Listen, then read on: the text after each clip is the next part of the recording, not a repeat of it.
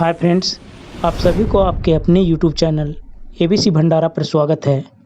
इस वीडियो में आप अति महत्वपूर्ण प्रश्नों के उत्तर देखेंगे जो स्पीडी, लुसेंट और रुक्मिणी सार संग्रह से लिया गया है। तो फ्रेंड, स्टार्ट करते हैं। पाल वंश के किस शासक ने विक्रमशिला विश्वविद्यालय की स्थापना किया था? धर्मपाल ने। अंग्रेजों ने किस राज्य के शासक को कुशासन के आरोप लगाकर सदाच्युत कर दिया था? अवध के साथ। प्राचीन साम्राज्य अवंती की राजधानी कहाँ थी? उज्जैन। मलिक अंबर मूल रूप से कहाँ का निवासी था? इथोपिया का। बनारस में सेंट्रल हिंदू स्कूल की स्थापना किसने की? एनी बेसेंट ने। किस शासक ने राजकीय अभिलेखों को खुदवाने की परंपरा शुरू कर भारतीय इतिहास को व्यवस्थित रूप प्रदान करने में महत्वपूर्ण योगदान दिया? मौर्य सम्राट अशोक ने। नूरजहां ने अपने प्रभाव से खुद को पादशाह बेगम की उपाधि ले ली और अपने पिता को एतमा-उद-दौला की उपाधि प्रदान करवाए। उसके पिता का नाम क्या था? मिर्जा गयास बेग था। दिल्ली सल्तनत पर शासन करने वाली एकमात्र महिला रजिया सुल्तान किसकी पुत्री थी? इल्तुतमिश की। यजुर्वेद किस वेद के उपवेद माना जाता है? ये ऋग्वेद के माना जाता है। चंद्रगुप्त द्वितीय के शासनकाल में कौन सा यात्री भारत भ्रमण के लिए आया था? फाहियान। खिज्र खान किस राजवंश का संस्थापक था? सैयद राजवंश का। महावीर स्वामी का जन्म कुंडलग्राम में हुआ था, इसका आधुनिक नाम क्या है? वासुकुंड है। गयासुद्दीन तुगलक किस सूफी संत से विदेश रखा था? निजामुद्दीन औलिया से। बंगाल के द्वितीय विभाजन के समय भारत का वायसराय ने किस खिलजी शासक के सेनानायक के पद पर कार्य किया? अलाउद्दीन खिलजी के। किस सुल्तान ने अब्दुल रज्जाक को देवराय द्वितीय के दरबार में राजदूत के रूप में भेजा था?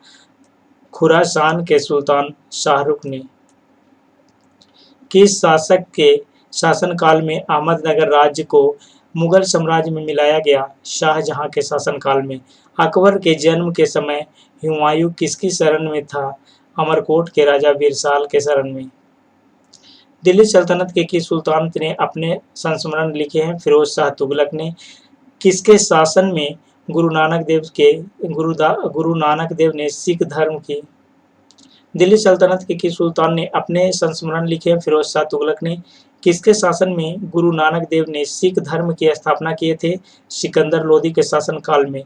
किस युद्ध से भारत में अंग्रेजों का शासन दृढ़ता से स्थापित हुआ था? बक्सर के युद्ध। जब 1833 ईस्वी में राजा राममोहन राय का निधन हुआ तब ब्राह्मण समाज का नेतृत्व किसने संभाला? देवेंद्रनाथ टैगोर ने। ऐहोल अभिलेख किसकी कृति का विवरण देता है? पुलकेशिन द्वितीय की। किस देवी देवता को गायत्री मंत्र समर्पित है? तो ये सावित्री को है। दिल्ली सल्तनत के किस सेनापति ने लूटपाट के लिए भारत में कन्याकुमारी तक आक्रमण किए और किसके शासनकाल में किए? मलिक कफूर ने अलाउद्दीन खिलजी के शासनकाल में किए थे। विश्व प्रसिद्ध मयूर सिंहासन किस मुगल इमारत में रखा है? तो दिल्ली के लाल किले के दीवाने आम में रखा है।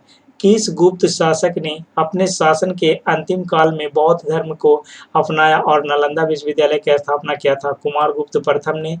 मोहम्मद गजनी ने कितनी बार भारत पर आक्रमण किए थे?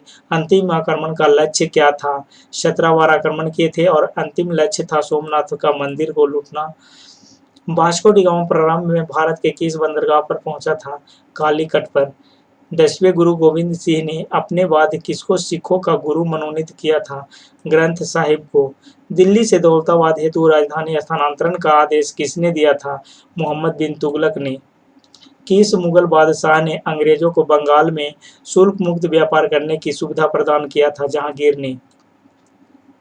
4 अप्रैल 1919 ईस्वी को दिल्ली की जामा मस्जिद के प्रवचन में हिंदू मुस्लिम एकता के भाषण किसने दिए थे? स्वामी सहजानंद ने। दिल्ली में केंद्रीय सचिवालय के उत्तरी और दक्षिणी खंडों का वास्तुविद कौन था? एडवर्ड लुटियंस था। स्वदेशी वाहिनी के संपादक कौन थे? के रामकृष्ण पिल्लई। इंडियन अनरेस्ट का लेखक कौन है? वैलेंटाइन सिरोल। पोस्ट ऑफिस के लेखक कौन है? Rabindranath Tagore. Women's India association की स्थापना किसने किया था? 1917 ईस्वी में सदाशिव अय्यर ने। सर्वप्रथम प्रेस सेंसरशिप किसने लागू किया था? लॉर्ड वेलेस्ली ने। लोकप्रिय गायत्री मंत्र का उल्लेख किस वेद में किया गया है? ऋग्वेद में किया गया है। किस तुर्क ने लूटमार की नीति छोड़कर भारत में स्थायी शासन की नीति अपनाया? कुतुबुद्दीन ऐबक ने। अकबर ने इबादत खाना की स्थापना कहाँ किया था?